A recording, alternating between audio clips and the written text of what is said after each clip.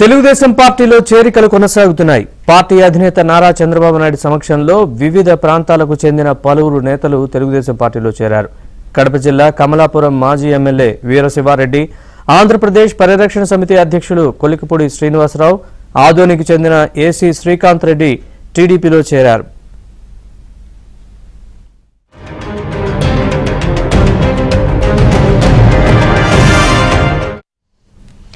రాష్ట్రంలో వైసీపీ ప్రభుత్వ విధ్వంస పాలనకు చరమగీతం పాడేందుకు తెలుగుదేశం పార్టీని అధికారంలోకి తెచ్చేందుకు తాము పనిచేస్తామని వారు ఈ సందర్భంగా అన్నారు. ఎన్నికలు రాష్ట్రానికి అత్యంత కీలకమని, అన్ని వర్గాలు తెలుగుదేశం పార్టీకి మద్దతు పలకాల్సిన అవసరం ఉందని వారు అన్నారు. రాష్ట్రం కోసం, యువత భవిష్యత్తు కోసం రానున్న ఎన్నికల్లో తెలుగుదేశం పార్టీని గెలిపించేందుకు పనిచేస్తామని పార్టీలో చేరిన నేతలు ప్రకటించారు. ప్రజా వ్యతిరేక వైసీపీ ప్రభుత్వాన్ని దించేందుకు కలిసి వచ్చిన నేతలను చంద్రబాబు అభినందించారు. పార్టీ కండువా కప్పి పార్టీలోకి సాదరంగా ఆహ్వానించారు.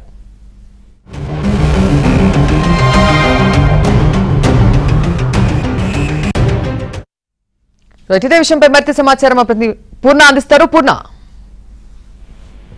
క్రాంతి, ఏదైతే టీడీపీలోకి వలసల కార్యక్రమం అయితే పరంపర కొనసాగుతుందో అని చెప్పుకోవచ్చు. టీడీపీ అధినేత చంద్రబాబు సమక్షంలో వివిధ ప్రాంతాలకు చెందిన పలువురు నేతలు తెలుగుదేశం పార్టీ తీర్థం పుచ్చుకున్నారు. వాళ్ళందరూ కూడా సాదరంగా ఆహ్వానించే వారికి అంతా కండువా కప్పి మరి స్వాగతం పలికారు.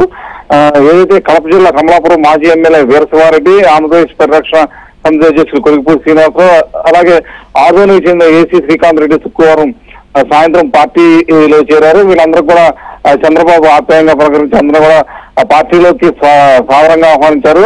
అయితే రాష్ట్రంలో వైసీపీ ఈ ప్రభుత్వ విధ్వంస పాలనకు చమరగీతం పాడాలన్న ఉద్దేశంతోనే తాము తెలుగుదేశం పార్టీలోకి వచ్చామని, ఇటీవల జగన్ సర్కార్ తీసుకుంటున్న ప్రజా వ్యతిరేక నిర్ణయాల వల్ల ప్రజలు గత 4.5 సంవత్సరాలకు తీవ్ర ఇబ్బందులు పడుతున్నారని, వీటన్నింటినీ కూడా మేము చూస్తూ కూడా జీర్ణించుకోలేకపోతున్నాము. అందుకనే పార్టీ అంటే తమకు అసహ్యం వస్తుందని చెప్పి వాళ్ళంతా కూడా చెప్తున్న పరిస్థితి నెలకొంది. మేమందరం కూడా అంటే తెలుగుదేశం పార్టీ గెలుపునైతే ఖచ్చితంగా కృషి చేస్తాము. ఎవరు ఎటువంటి అభ్యర్థికి తాము మద్దతు ఇవ్వాలన్నా వాళ్ళందరూ కూడా మేము మా మద్దతు తిరుగుతామని చెప్పి వాళ్ళందరూ కూడా చెప్పడం కూడా జరిగింది. మాకు ఎటువంటి పదవులు కూడా అవసరం లేదు, మేము రాష్ట్ర ప్రయోజనాల కోసమే ఇక్కడ మేము టీడీపీ పార్టీలోకి రావడం కూడా జరిగిందని కూడా చెప్పడం కూడా జరిగింది.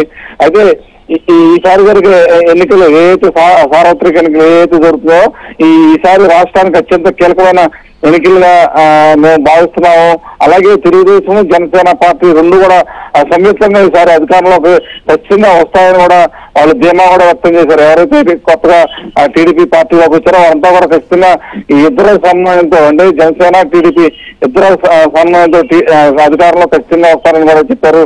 అలాగే వచ్చిన వాళ్ళందరూ కూడా అంటే ఎవరైతే పార్టీలోకి వచ్చారో వాళ్ళందరూ కూడా చంద్రబాబు ప్రత్యేకంగా అభినందించారు. ఎందుకంటే ఈ ప్రజా వ్యతిరేక వైసీపీ ప్రభుత్వాన్ని దించేందుకు అందరూ కలిసికట్టుగా వచ్చినందుకు చాలా సంతోషంగా ఉంది.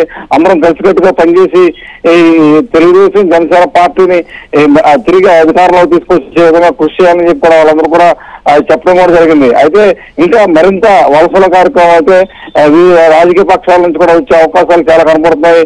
వైసీపీ నుంచి అయితే ఇప్పటికే ఇంకా చాలా మంది కూడా క్యూ కట్టారు.